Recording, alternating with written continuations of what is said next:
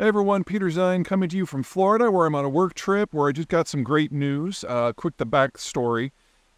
We are supporting a group called MedShare, which provides medical assistance to communities who have lost the ability to look after themselves for reasons beyond their control.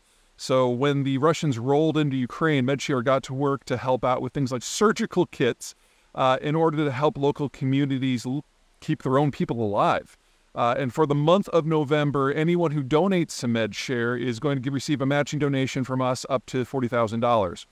Well, the big news is I just heard that one of our followers has stepped up with their own matching grant. So the first $80,000 from this campaign will be matched. So if you're looking for a way to save a lot of lives, sorry, it's just, it's not often you get this kind of good news in this world.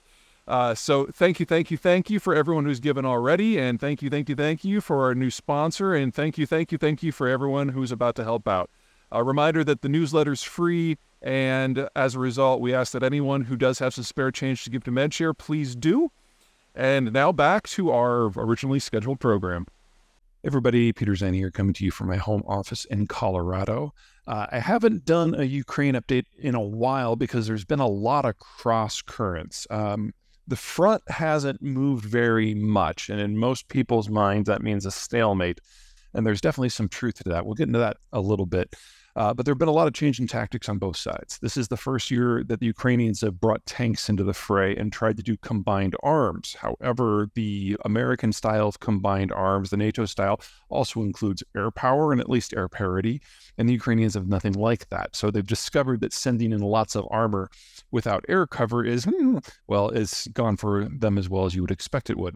So they've kind of devolved back to some older strategies that they were using in the first part of the war, using a lot more small units. And that means the pace of activity has been necessarily slower. They have achieved a number of points of breakthrough in the first, second, and sometimes even the third line of Russian defense, but the Russians have been proven able to put up more and more mines to slow the Ukrainians so that they've never actually been able to achieve any sort of breakthrough. So we've had a lot of incremental changes in the front, but nothing like the big breakthroughs in places like Izium or Kherson like we saw last year. For their part, the Russians have been innovating their strategies as well. Maybe innovating is the wrong word. They've done a silent call-up of a couple 100,000 more troops and just threw them right into the meat grinder and a place called Advitka, sorry for the pronunciation there, which is not too far from other places that the Russians were basically doing human wave tactics last year. And they're having very similar results. Very slow going, gaining meters a day at the cost of thousands of lives.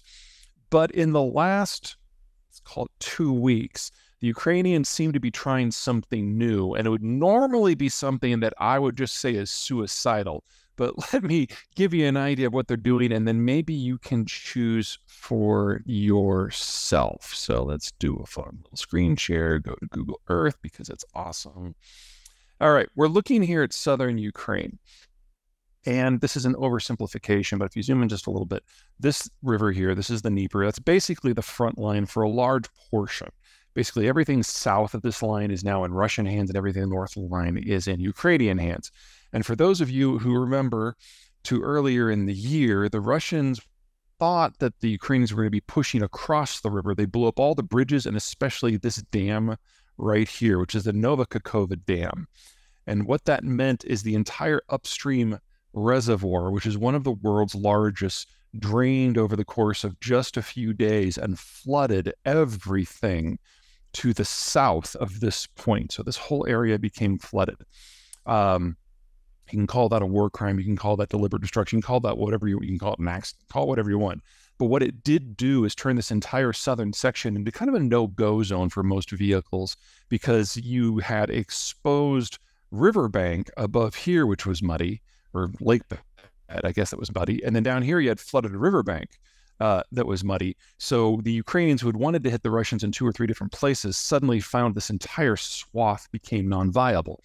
Well, what we've seen in the last couple of weeks is the Ukrainians have been probing across this river in force and actually holding ground, not just using small units, but larger groups of troops. It's unclear just how many, but the point is they haven't been going over at night, mucking things up, and then running back before dawn. They've been going and been staying there for days. And the Russians have seemed to be incapable of dislodging them. And my first thought that this is just suicidal, because if if you're Ukrainian and you don't have a bridge that you can retreat across, any time that the Russians are able to bring any sort of artillery or even just infantry to bear on your position, there's nowhere to go. Your back's against the river, or you're just going to die. That's not what's been happening, because further to the east, the Russians have been throwing human waves at a very specific location, that Adovinka, again, apologies for the pronunciation, and that's all of their available troops in the area. The Russians are hitting that spot to prevent the Ukrainians from having a breakthrough further east in Zaporizhzhia province. And what that means is it's been difficult for the Russians to get reinforcements and material and just fuel into this zone right here.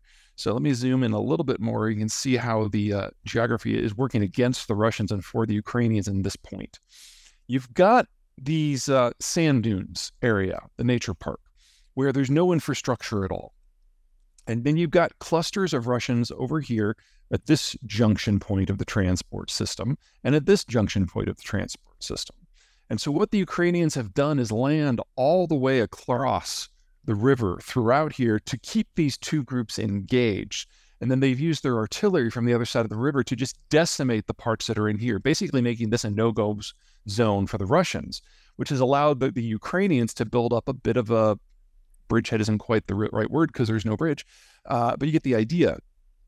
Any forces that are over here in the east, any Russian forces that are over here in the east, are under pressure because of that massive battle further east, and it's difficult for the Russians to get anything through that zone to then resupply their troops further to the west. And any groups that are here on the west side of the sand dunes get their supplies through Crimea, but the Kerch Bridge has lost both its rail connections and half of its road connections. So the Ukrainians are able to play fast and loose in this area, and they're increasingly poking left and right, or west and east, especially to the east, because if they can dislodge the Russians here or simply enter into a bit of a war of movement, then this entire zone over here, which is occupied territory, becomes in play. For those of you who have been following the war since the beginning, the city of Mariupol is right over here. And Mariupol can really only be supplied by road now. And the places where the Russians and Ukrainians are attempting to basically have a mutual breakthrough of each other's lines are around in here. So all of the Russian forces are going to this zone, leaving this entire southern swath potentially with very limited supplies. And so if the Ukrainians can break the connection here, then these little connections that are all that allow stuff to go from Crimea north all of a sudden are pinched off. And you could have theoretically a bit of a breakthrough. Now, there are a lot of moving pieces in this. I'm not suggesting this is where we're going, but this is the sort of tactic that you normally wouldn't expect to see. And we've now been seeing it for about 2 weeks. So it's something to keep your eye on. As more things develop, I'll of course get back to you, but that's where we are today.